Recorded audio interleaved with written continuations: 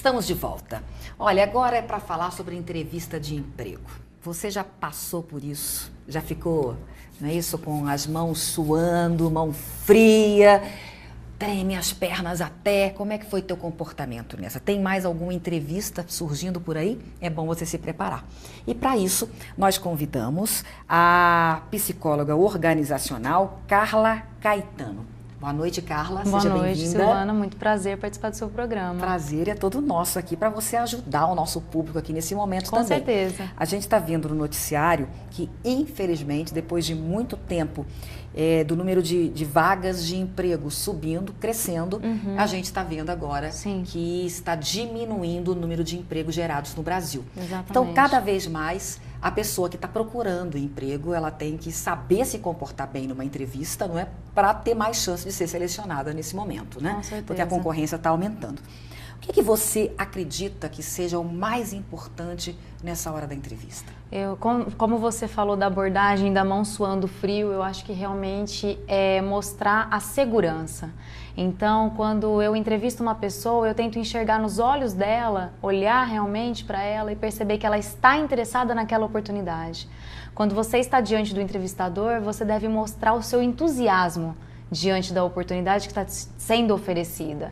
Eu acho que esse é o entrevistador olha nos olhos. Com certeza. E algo que também o entrevistado deve fazer, então, é buscar olhar nos olhos do entrevistador. Sim, quando você entrevista alguém e ela te desvia muito o olhar, pode ser, sim, eu me coloco no lugar daquela pessoa. Eu falo, o que está acontecendo? Por isso que a primeira abordagem do entrevistador é para quebrar o gelo.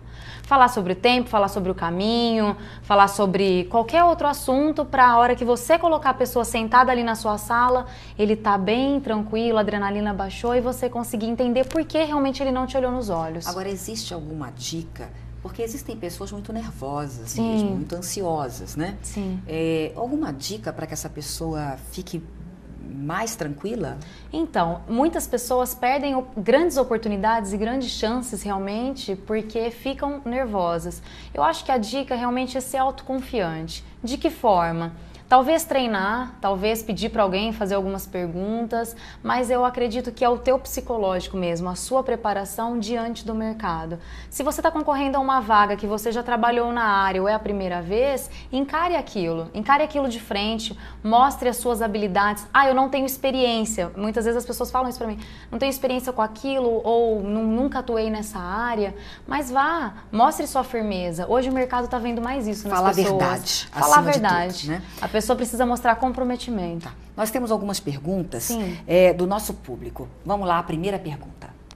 Levar currículo e carteira de trabalho na entrevista é importante? Levar o currículo e a carteira de trabalho. Então, há empresas que pedem para você levar o currículo e, por exemplo, eu hoje realmente eu não considero uma exigência, mas a carteira de trabalho muitas vezes ela é solicitada para comprovação. Eu acho que numa primeira entrevista, ainda que você está se apresentando, realmente é importante você levar, mas muitas vezes ela não vai ser solicitada. Talvez numa segunda etapa, realmente para comprovar, né? Tá. Todas aquelas experiências. Tem mais uma pergunta? A pessoa que está nervosa pode ter problema na entrevista?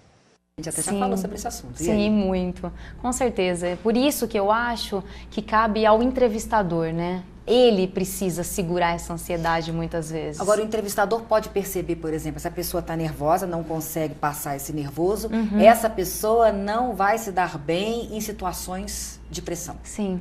Muitas vezes, já aconteceu comigo, de eu começar a entrevistar uma pessoa, o currículo, eu falava, nossa, se essa pessoa realmente for tudo isso do currículo, levantar, pegar água para a pessoa novamente, falar de qualquer outro assunto para realmente ela dar uma segurada. E aí a pessoa retoma e começa a falar do que ela tem de experiência. Okay. Mais uma pergunta? O candidato pode fazer perguntas durante a entrevista?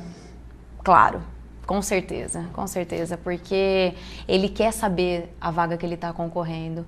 Muitas vezes os anúncios colocam salário ou pretensão a combinar, horário de trabalho. Eu acho que depende do tom da pergunta. Uma pergunta, por exemplo, tem mais pessoas concorrendo à vaga comigo? Passa uma insegurança, mas realmente perguntar sobre... Mas há perguntas que não se deve fazer. Exatamente. Quais, por exemplo? Por exemplo, eu tenho chance de crescer na empresa? Calma, dê o primeiro passo. Vá, conheça a empresa, realmente mostre o seu trabalho e depois a empresa vai te mostrar possibilidades. Perguntar sobre o salário. Você citou mais ou menos aí, mas perguntar sobre o salário. Então, antes que o entrevistador fale sobre esse assunto. Isso pode acontecer ou não? Então, há vagas e vagas. A maioria das vagas hoje as pessoas tentam já fazer uma prévia. Então, quando você recebe um currículo, você sabe mais ou menos quem está no mercado, quanto aquele profissional vale. Talvez, na hora da entrevista, seja de bom tom deixar esse assunto para depois. Eu acho que é interessante perguntar sobre o entrevistador pergunta, qual que é a sua pretensão salarial?